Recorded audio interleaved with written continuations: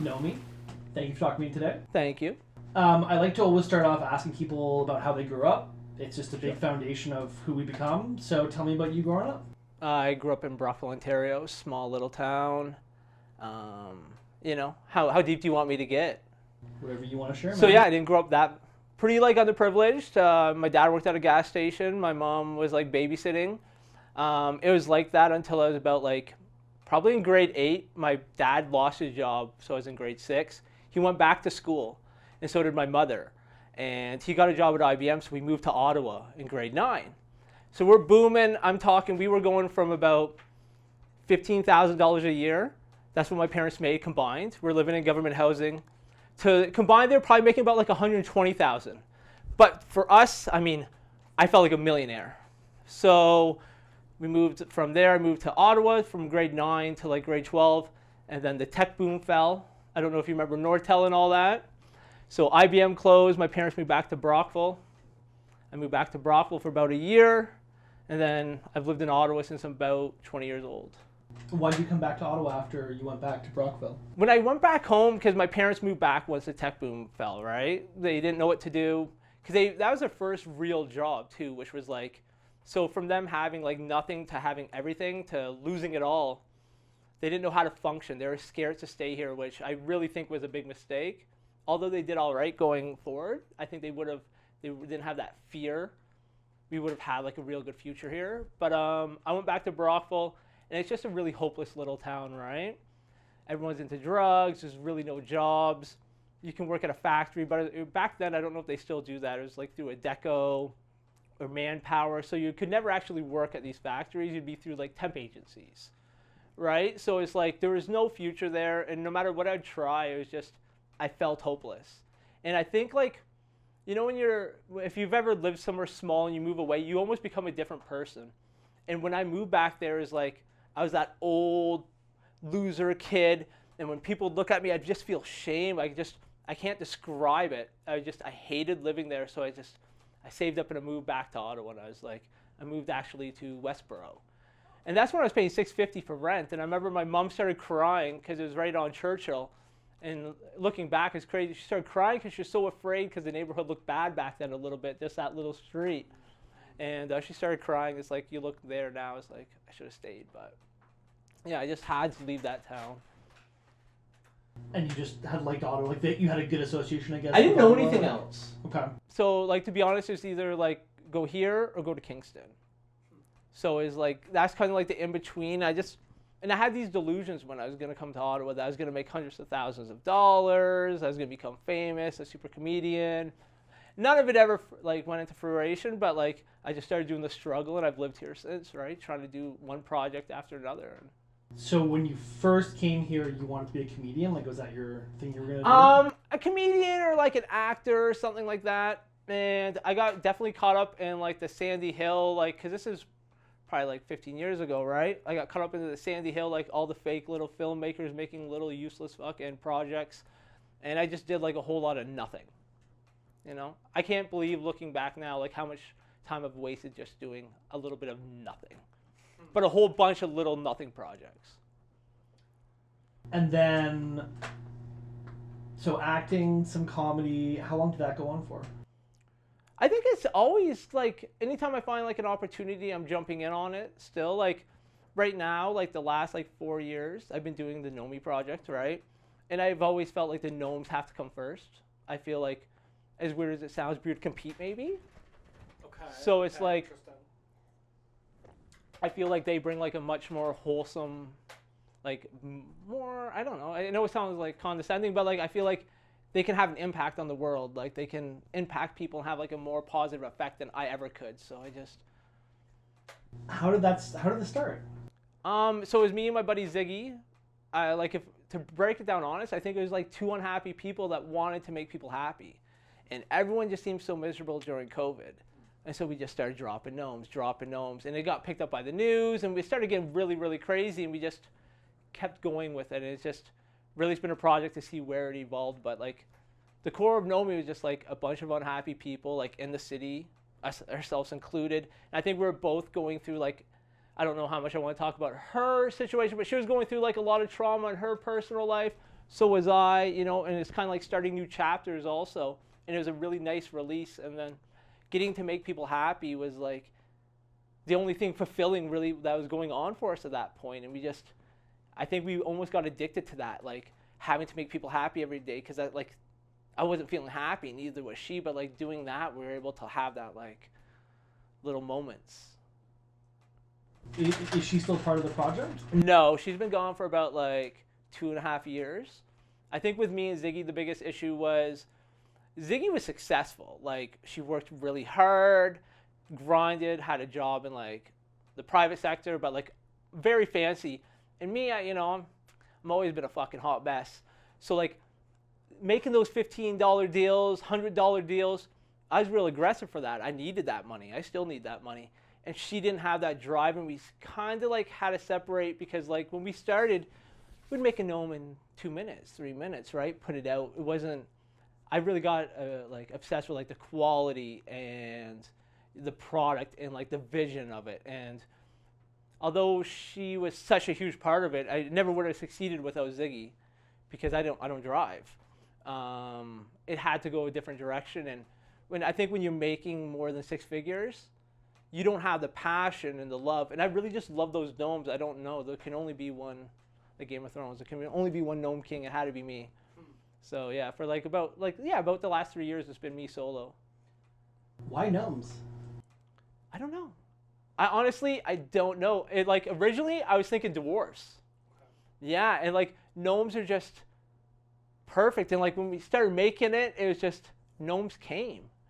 And they're easy to make, and like that's my big thing because I have like even from the beginning I had plans on like where I wanted to take Gnomey a little bit to like workshops, and it was like I knew I could teach anyone to make a gnome. I could bring that like experience to anyone and like the whole project, and just yeah. And then like I fell in love with them. Like I think our gnomes are just different than everyone else's. Like we don't look at anything else. We just make them out of the top of our head and we go. Where do you want the project to go? Like, I mean, I guess run me through a timeline a little bit of like from that first gnome, like when you're first like, we're gonna do this. So for the first year and a half, it's just doing it for charities, people, because we don't post everything. Even now, like, we don't post everything we do because that's not what it's about. It's about making, yes, I guess emotional vampire. I feel off people being happy, right? So like, I'm still motivated by that, but I'm not really motivated by like people seeing what we do. Sometimes people talk about it, and we still do the free project every day. But yeah, so we started doing it like that for about a year and a half. Then I was like, you know what? I'm going to go to businesses.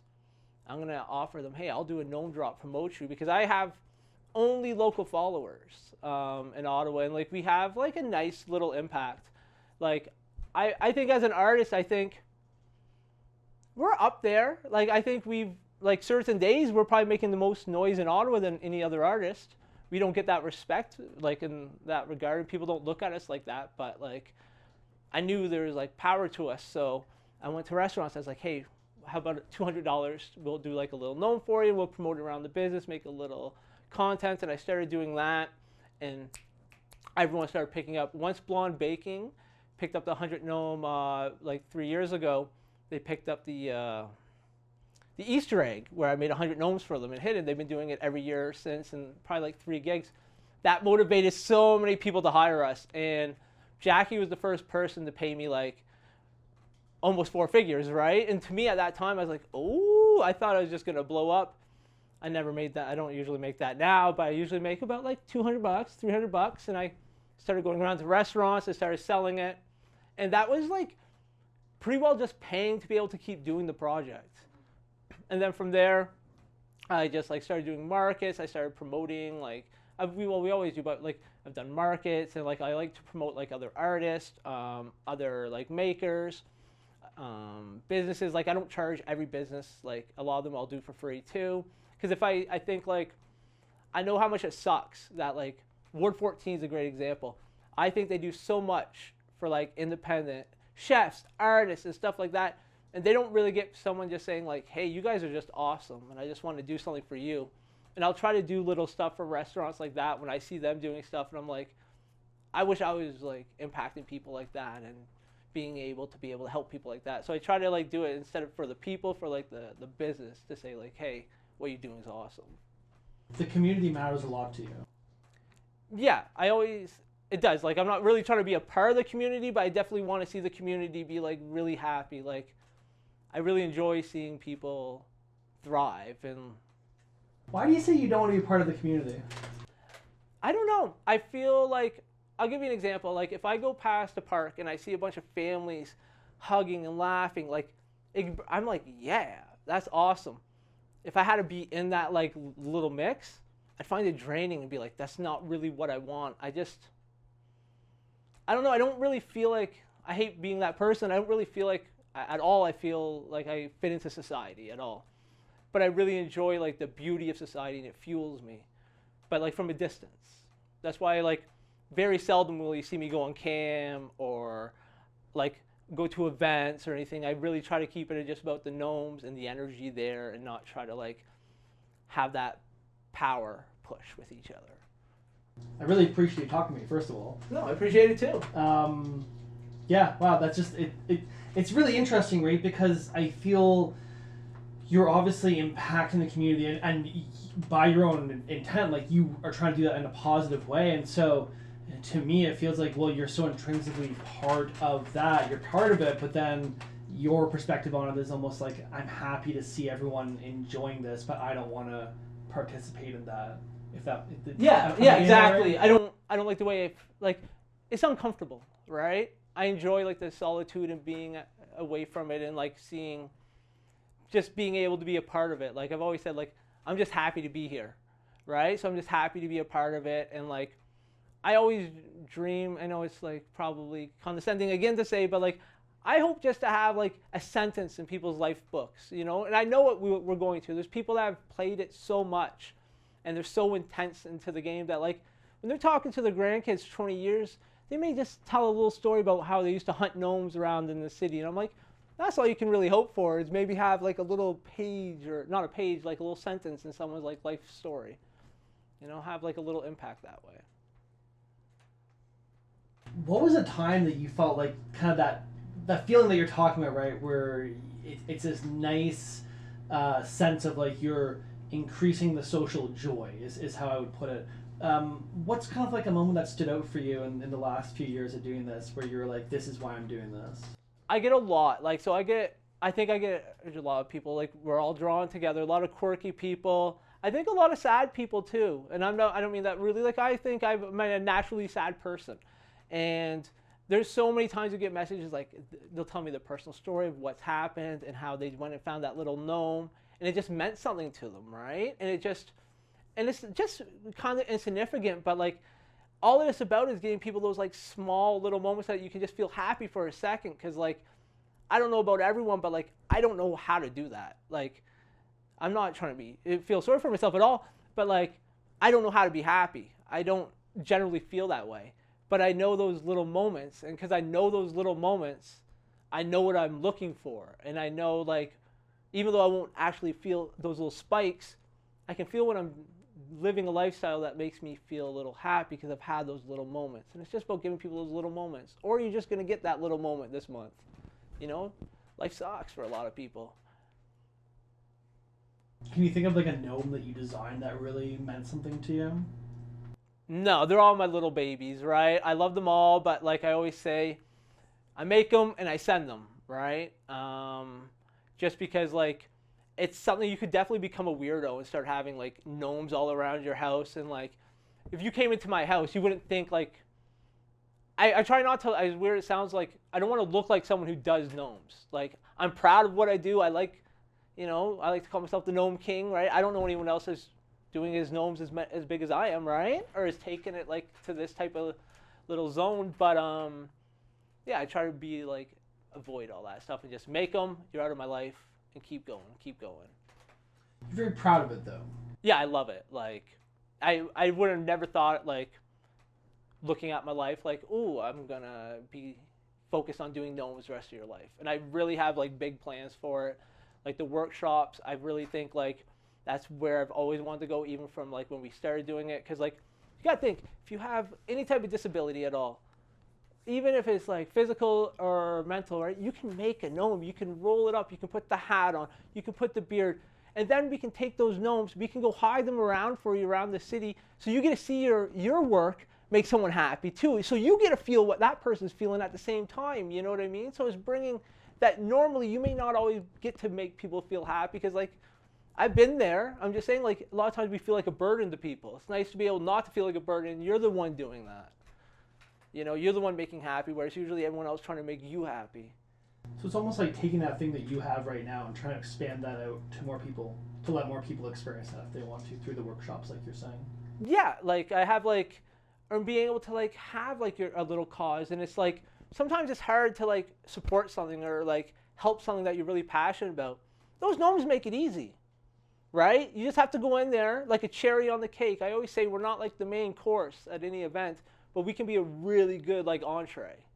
And if the meal isn't very good, then everyone's just going to remember that entree, and that's just how it goes. But like we're a really good entree, and we can add to any little event. So if you have a cause and you don't know how to help, and you don't have money, you don't have this, yada yada yada, we can teach you how to make a gnome. We can teach you how to do that, right? So I find like we're versatile that way. And I think those workshops we could do a lot of different things.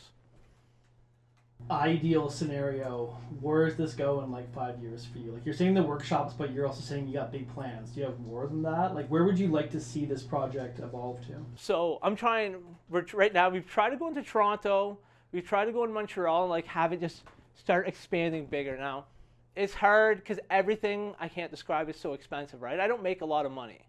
So like I think that's been the biggest thing stopping it from like getting bigger and bigger. But obviously I want to go have bigger drops for people, bigger moments, work with bigger companies. I know people don't like that, but like they're the ones that are going to give people the gifts, right? It's about getting a gift too. Like I want to be able to give people as much as I possibly can, not like in a Mr. Beast kind of way, just like a no gimmick. Like I would love to be able to have like gift certificates. Like we do that now, but it's not on the regular. So I guess I want it to be bigger, but I'm not thinking like, ooh, lots of money in my pockets. I'm just thinking about like having the project keep expanding, and that's just how I look at it. I don't know. I don't have like a big plan like, ooh, I'm trying to make $1 million to do this or $1 million to do that. It's like making more gnomes go out there, hitting more people, getting people more excited when they find something, having those little moments and just expanding it. It's way more expensive than I think people understand because like it's time and then it's like actual cost and fuel is crazy and I don't drive, so I'm always paying people to do stuff or people are volunteering. It's a whole community around Gnomey too. So like I have a team of probably like 5 people back and forth that like they'll have some free time in their life and they'll sacrifice and they'll help me out, and it's just I'm so lucky because like I couldn't do it. I got like my little scooter, my electric scooter, and that's the distance I can go. So I like that. And I like that that gnome community that you have, right? Of all these people that's like pitching and helping. And tell me if I'm wrong, but like you do that. Like you have a job right now, but you would just do this if you get paid to do this. So I've had little moments. So I would say like I've been privileged. It's not happening anymore. Like it's probably been like the last like year, but like I've had moments where I've been able to go months just making money off Gnomey and not have to work because I don't have a car, right? I have no debt. Besides my rent being super expensive and the fucking pets, I don't need a lot. So I've had moments where I've been able just to live off of it, which is awesome. Now that I'm still doing my Gnomey finds, which is like I sell my little vintage, all my furniture, but like doing those two things, I've been able to like do it full time, and it's the best. The one thing I do miss is the structure though. So I think like the biggest mistake I made before is not, I think I would, unless there's a lot more money, I could make more money just for necessities, like not have to worry if my dog gets sick and like there's a $4,000 bill. Like that's the type of stuff I want money for. It's not like, I love my little hobbit hole apartment here and stuff like that. But yeah, I just have like one little 30-hour week job, you know, and then live my dreams. I don't have kids, so like 30 hours is nothing. It just keeps me structured because you can get very feral. I was like working remotely for about 3 years now. I've just gone back to work, right? And I was working remotely, and you just become feral. You don't know how to talk to people. You don't know how to interact as much because you're pretty well always alone. especially someone with my personality. So I guess like I like I like having the little standard job. I don't think I could do Gnomey solo unless Gnomey was big enough that it had to have enough structure to keep myself focused, that I had to go interact and all that. Was Gnomey part of like getting, because you were talking about how you went work from home, and you became feral. Was Gnomey part of like undoing that also? Like, No, not at all. No. That's just been like, I stopped working from home about like 4 months ago. Right? So like I'm still a little bit feral right now, but it's just I miss like interacting with people. I enjoy like those interactions at work. Even the worker that everyone hates, like I love just seeing what you're up to. You know what I mean? I miss it all. So I find it so interesting because I feel like in some ways you're like such a social, like you understand, and I guess maybe it's like what Robin Williams said about how like really sad people are the ones who try to make everyone like the happiest because they understand what it is to be so sad. And like to me, so much of everything that you talk about is like, no, like you do understand like this social context like very well and like and enjoy it too clearly. But then you're telling me that you do, but you want to be, you know, I find it really interesting. I think you have to learn to, like, I tell people all the time, like, society makes you think, like, being alone or not wanting to be around people is, like, not good. And it's, like, I've met so many people on, like, one-on-one basis, but, and I guess this is my own character flaw, I have, like, long-term friends, but, like, they're the ones who have adapted to realize, like, I may not talk to you for a couple of years, but almost every single person I meet in my life, it's a small chapter, you know, 3 months, 2 months, you know, and I just have to move on. I've always said I feel like the littlest hobo. Like, that song makes me cry all the time because it makes me think of my life. I can't keep those connections. I just keep moving. There's something very beautiful in that, though. Like, I agree with you. I don't think it's inherently a sad thing. I think it's just all your context, and I think a big part of it is the social context for sure, where there's a certain way that you're supposed to be, I guess. And I think, like, I have lacked on that stuff. Like, there's a lot of things, like, I've never done, which, like maybe a couple house parties in my life. Now, I think, though, it's been different where I've always been invited to everything. So, like, I don't know if I would feel different if it was, like, I was never, like, a super cool guy, but I was never, like, I was always in that level that, like, I was invited to everything, right? And certain people I'd always find, especially certain types of guys, as weird as it sounds, really love me. And they're usually the cooler, weird, like, what people call fuckboys, but I think fuckboys are some of the sweetest people you'll ever meet. And so I was always invited to, like, all kinds of events. I never wanted to go. But, like, looking back, I always feel like I think I've missed out on something. Like, I've never done concerts. I've really, really done nothing in my life. But I've done so much. I feel like I've had, like, a really fulfilling life, just alone, in, like, my little chapters of my book of life, I guess. It's all different, I think, right? Like, what matters to some people and what creates that fulfillment. But if I would have been braver, like, that's what I'm trying to do now. Like, I'm starting to, like... Like, what do you want to do? Like, what are some things you'd like to do, like a bucket list for this year? Nothing. I just like to see where it's going to go, right? I don't really try to, like, oh, I want to do this, I want to do that. Like, I've definitely, as of late, been, like, taking any opportunity I can, and I'm just seeing where it can go, right? Because, like, even with Gnomey, I've had some really, like, influential people try to help me, and I've always been like, no, and feel ashamed to ask for help. And like, in my head, I'd be like, I fucking hate you people. Just do it. Just don't stop asking me because I'm gonna say no. It's like I'll be in someone's house thirsty as fuck. Do you want a drink? No, I'm okay. Thank you so much. You know I'm thirsty. You're thirsty, right? We just came in. Like, don't make me say I just can't. And, like, it's cowardly of myself, but, like, I think even with, like, this project, I've had huge opportunities that I could have done a lot more, and I was afraid to say, like, yes or thank you, or, you know, and I'd, like, go into my little hobbit hole and just, because at least with Gnomey, it's, like, my own, like, self-sustaining project, so, like, I don't need anyone. I can go make people happy, do my little, like, capitalist stuff on my side when I'm trying to make some money because I got to pay rent, or I'm sick of spaghetti this week. And, I can keep going in my own little world. So it's like, I don't want to do that. I'm getting older. I want to kind of experience more of that social life, I guess, and what life has to offer. Because I feel like I'm definitely become I think working remote for so long made me realize how lonely and isolated I think I have started to become. But I always had friends, so I guess it's a toss up, right? And you're also I feel anyway, you're pretty aware, the way that you're talking about it. It's some people will have habits and they just have no idea. Not that this is a habit, but I feel like you're more self-aware of Well, I think that's the worst though. I'd rather be unself-aware because I'm that's definitely a bad characteristic. I'm self-loathing, right? But I have still belief that I feel in my heart there's something great coming for me.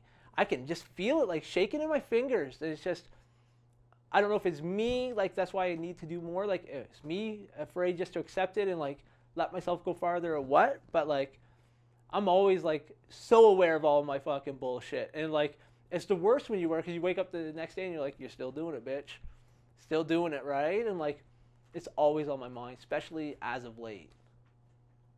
I think you're doing the right thing. So I think you have the right attitude about it too. And I feel I don't know if you'd agree, but I feel doing this is one of those things, right, where you would have been oh, maybe I don't want to. Well, I've done a lot of stuff filming and stuff like that before. So I've done content like that, but even that is it's very isolating in the grand scheme of things. You do it, right? You want to be fucking alone and live in your own little bubble, get into creative arts, right? Get into filming and stuff. Most of the time it's working in a kitchen. An hour and a half of crazy fun times cooking, then the rest is another 8 hours of just cleaning and prep and all the bullshit, right? So it's I kind of was able to really enjoy that myself. How many gnomes can you make? How quick can you make a gnome? So I just made 120 for blonde baking. They're a cupcake one, so they're very basic though. When I broke it down, it was 24 hours. A gnome. No, or 24 hours for 120 gnomes. Yeah, but that's assembly lining it, same part. So it's making these same ones a lot easier than it's baking. 5 gnomes an hour, basically. The rough math there. Yeah, say, I don't know the math, man, but I believe you. Well, because no, I believe you. 10 times 12, 120, and there's 24 hours, so there you go. divide 10 and a half, yeah, 5, so 5 an hour, I think. You're going to sleep, I guess. It's probably more Yeah, it's there's baking and glossing and all that other stuff. But I say I did those in a week. But I felt that's all I was doing, right? I was going to work, making fucking gnomes, making work. And thank God bless blonde baking, because I was so broke at that time because I was working for an airline. That's how I stopped becoming feral too. And so I still do travel agency and shit. I'll book flights for people and stuff, but they moved back away. Whereas a Middle Eastern one, right? And with everything going on, a lot of our business was international students and all that, and ambassadors, and people really aren't fucking with Canada. That people don't realize how bad it's got, and so I lost my job, and that's where I started doing it. Any dream collab gnome that you'd want to do in terms of if you could do a custom gnome for something You know what? Every business we've ever reached out or person, they've always said yes. So I don't know if there's a dream person, but no, I don't think so.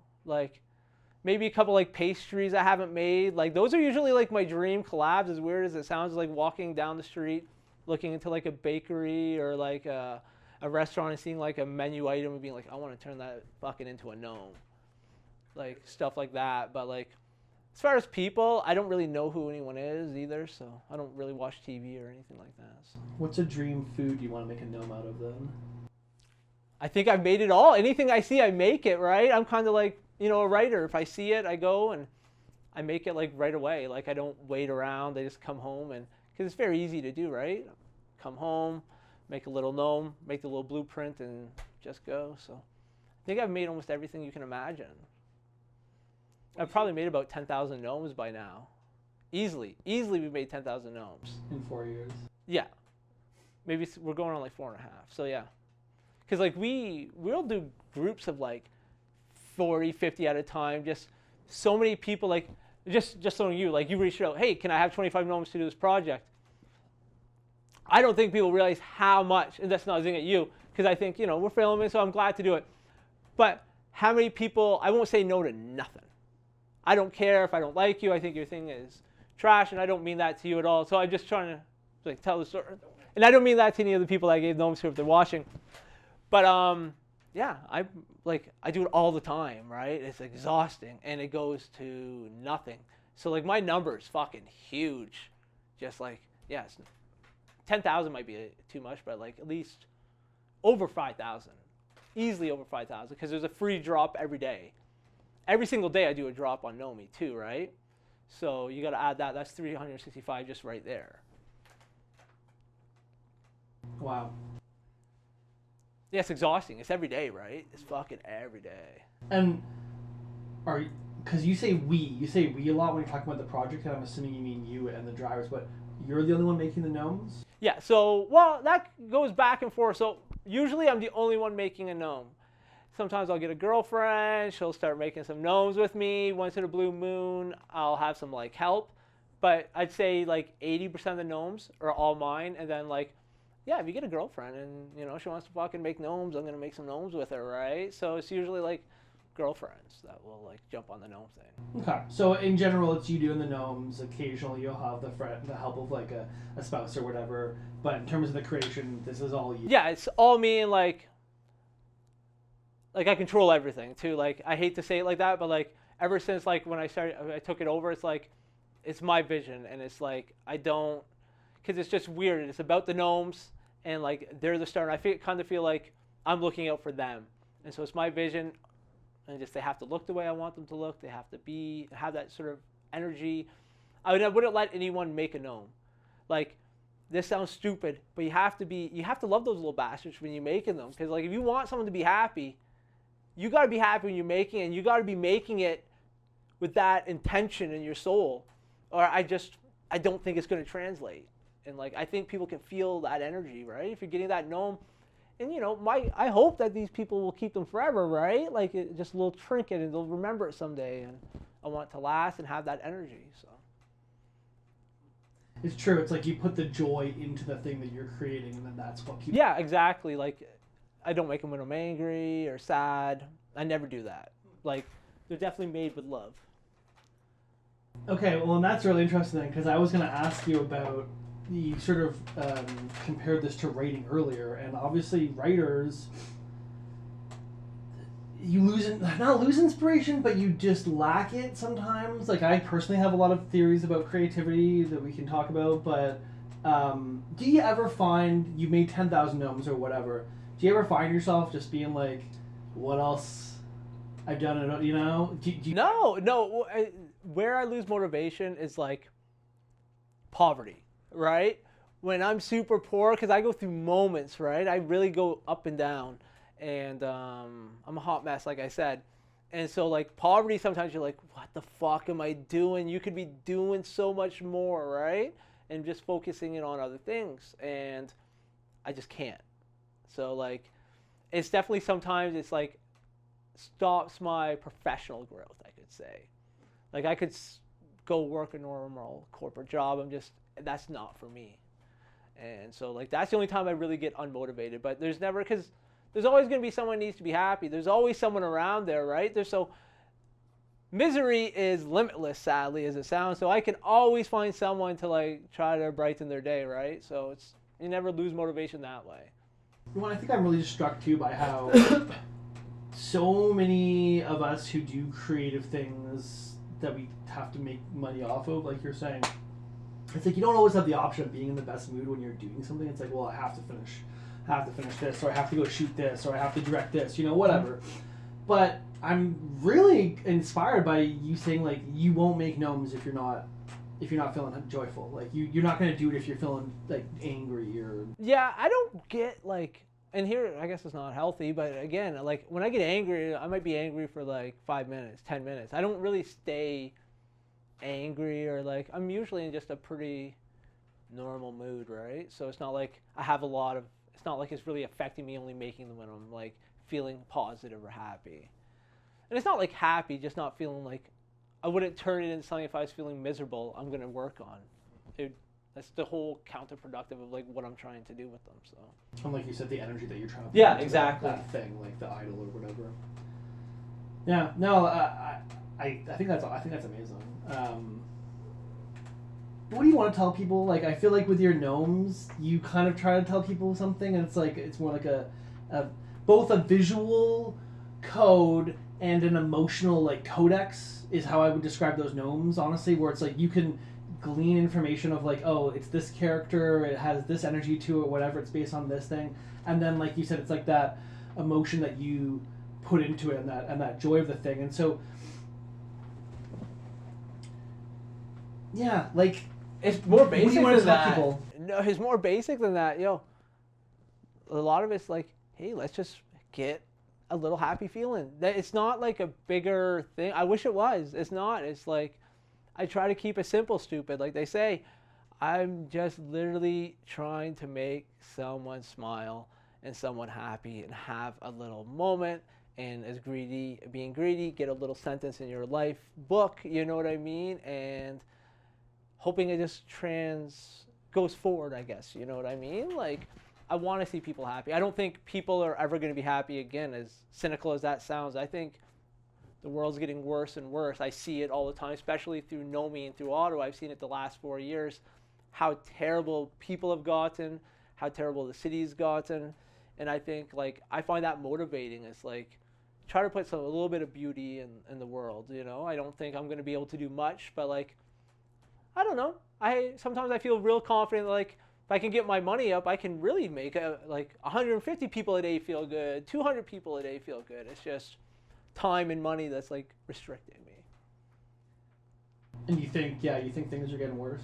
Oh, definitely. Like, Hindenburg was a beautiful place to live now. It's like,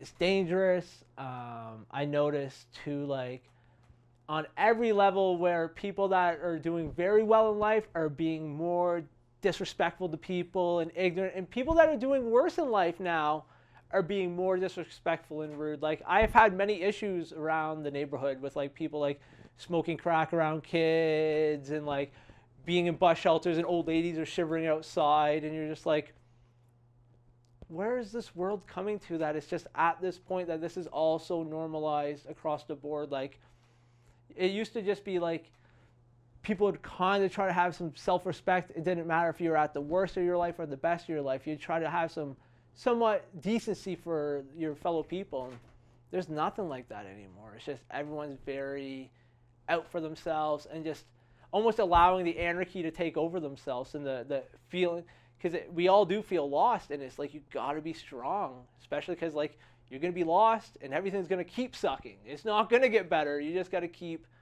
and they just let themselves slip into like, I don't give a fuck. So what's something that you would tell the world, like just tell everybody, if you could, just to make it a better place or just to help change someone's mind?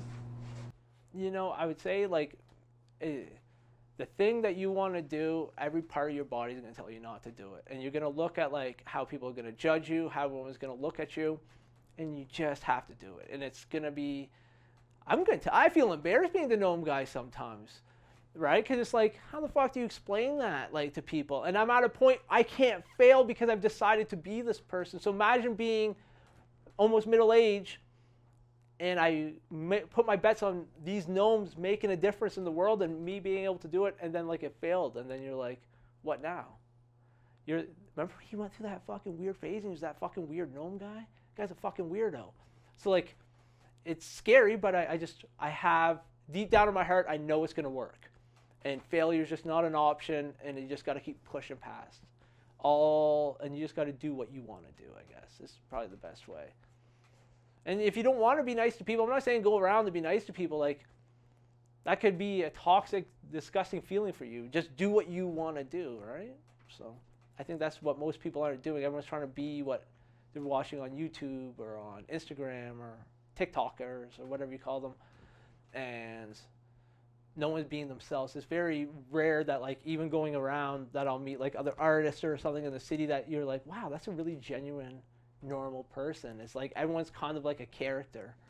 It's fucking gross. You must see that. Like, I know you can't say any names, but like, people are terrible, right? In the city, when you meet fellow artists and stuff, and it's like everyone is portraying something. You know what I mean? And I see like the same lines literally from people's mouths, because like I'm just so in my own world that it all seems so new to me. So I pay attention. I definitely think you're right, where it's like the masks we all wear, right? And it's like who we think people want us to be versus like, and it may not even be that far off, but versus who we truly are. There's always a part, I always tell people, I feel like there's always a part of yourself that you don't show. And it can be like very small, but there's always a part of you that you don't feel like, Or to should hold show. on to the weird delusional social status that you have. Like, you ever want to see a toxic world? I'm sure every artist in Ottawa can say the most grossest like scene I've ever seen is like Ottawa art world, and it tells you just like where you're at, right? Like, really, to have a social status in this city as an artist or anything, I find you have to have probably a government job, or a husband or wife have a government job that can fund your dream, and you make a weird little social status circle, and you know how to, because you're smart, you work for the government, or your friends do, they know how to get all the grants, they know how to get like, and they have friends that are living in the Glebe or in Westboro, and I love the Glebe and the Westboro, they've all paid me, so I love you all those wars have paid me before, so I love them all, but like, I see it, right? And it's just like, it's all this weird, people do anything to hold that social status, right? And they'll just be any person they have to pretend they are to keep that social status. And that's why, like, Ottawa's kind of shitty like that. Like, there's so many amazing artists that I never see get to do anything. And I see them working hard. That's the worst part. I see them working hard, right? Do you think everywhere's like this, or are there better cities? Ottawa, I would say, is a very elite city. Like, we're very privileged that so many people have government jobs. We're a university city. And no, I think Ottawa, there's definitely, from that, also brings boredom. And it makes these people that normally wouldn't have such a focus on being like artists or being like in that world and controlling it, they wouldn't maybe be there as much. And I think there's a bigger underground independent scene of respected artists that have more credibility that can kind of counter that. I've only seen, honestly, a few artists that have been able to, like, people are afraid to, like, fuck around with, right? So. Can we make it better? You can make it more independent. When you got to cut those people out. You got to not care. It's like I mentioned earlier, like, it's stuff like the Face Awards. They have no relevance. You know what I mean? Like, I work for social media. I did social media. I'm not going to say the business. We got them a Faces Award, right? We made a bunch of emails, and we voted for them, and they won. And they paid for their award, and they paid for their place to sit. You know what I mean? And it did nothing, but it's like again, like I was saying, to that perceived image. But then she got to go hang out with all those other business owners, or him or her, that all paid for their award, right? And it's a facade. And I don't think there's really, unless you can cut that type of subculture or out, or whatever you call it, I don't think it could change. But if you could just be nice and independent, which is easy to do, I think it could definitely change. Like, I remember Tyler did the Arlington Market. I don't know if you remember that. It was the coolest street vendor market ever, right? Everyone loved it. It got taken over by Arlington Coffee Shop, right? So then I guess them and Tyler had like a whole feud. But like I remember creating that with him, and he created, and then I helped him like bring a bunch of people in, and it was like a cool independent scene of like weird artists that everyone. I remember Twist, you know, the dispensary. They were there because they were part of the crew back then, and before like I was didn't. Shitty Urban Art, they were there too because they were cool friends at the time, and it's just really cool independent of like all kinds of independent artists that all had their own little zone going and making it was awesome. But then it got taken over and people started seeing they could make money off of it. People with influence in the city, people that had deep pockets and knew other political people, they were able to make it into their own world, and now it's just a fucking piece of shit, right? Back to where it's at by the elites in the city controlling everything. Now, I can thrive, and I want to say, like, I'm not bitter about that. Like, I've been able to make my own little world where I can just do what I like. I don't need any of those people. And I'm very blessed that, like, I'm invited to all those events, and I'm invited to like do all kinds of cool things, but most people aren't, because those are the type of people that own this and run the situation. Like, who are you to judge who's a good vendor to be at a market? You know what I mean? Like, what do you know? What do you know what the general public knows? You know what I mean? That you think you should be able to dictate who gets to go there, and then you have a bunch of the same. You've been to the markets in the city. 25% of you are the coolest people I've ever met. The other 75% of you are just like Pinterest artists stealing stuff or going around on garbage day and grabbing a bunch of garbage and trying to act like you're fucking vintage fucking sellers, right? But those people seem to be the ones that they will allow to go to the markets, where I'll see like cool little independent artists. They're just like, because they don't have a big social media, they don't let them actually be a vendor. And if they do get to be a vendor, they have to pay like $300 to make like $75 at a thing, right? It's not like there's big money at these markets. So that's a big scam too, is the people that throw those markets, charging people $200, $300 to do them, knowing full well that each person is not going to make even $150, right? There's the average person who makes good money. Most people, I was shocked when I do markets. I usually make about like, I don't know, $700 to $1,000, but I don't sell a lot of gnome stuff. I really try to limit that. So a lot of gnomers would show up. I'd go talk to people I know, right? In the community, how much did you make? You know, I'm nosy. I want to know all the tea.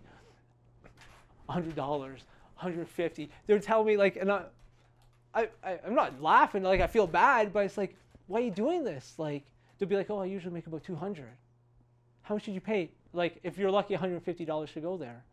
And you're like, because a lot of these market people try to hype them up that like the business is gonna come, it's gonna make it, you know what I mean? People are gonna see you. We're gonna have 10,000 people. So like these people will spend like years trying to build up their inventory and like make that dream, because it takes a long time to do anything. It's not like overnight you can become a art vendor or a craft vendor, right? It takes years to fucking finally save up the money, build the product, yada yada yada. Take a few markets that you lose everything because you didn't know what you're gonna do.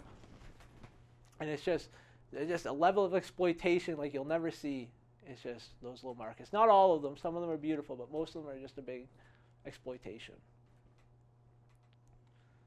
And there should be an easier option, right? Like, there should be an easier option for people to be able to get like, why is it like 3 people have that? It's very little work to get a market. I know people like to say it is. It's very little work. I've been a part of the process.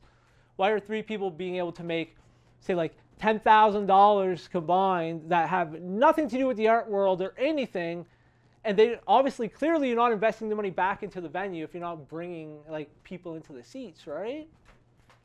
So I don't know where we got on that tangent. No, I got a little sassy, but just I think more independent, more art, less caring about profits. That's the big thing. care about your own profits, though. But Don't let anyone else take your profits, right? And be realistic with yourself too. Like I always say, if you want to be an artist, your main goal just from the beginning is like try to make enough just to pay like your rent. That's it, right? It's never. Don't try to have this dream of like, oh, I'm never gonna have to work. No. You should be making enough money as a side job, a part-time job, right? You should be making money. It's not making dollars, it's not making sense. Remember that saying? Like, you should always try to make money. Money matters, like in the grand scheme of things. Poverty sucks. Like, unless you have a great job that can pay you to live and you can have that freedom to do that, which God bless, you probably work super hard and you deserve it, then yeah, do it. But if you're not making a lot of money and you're still doing art, try to make money. Find a way to do it. Humble yourself, all right? And there's always a way to make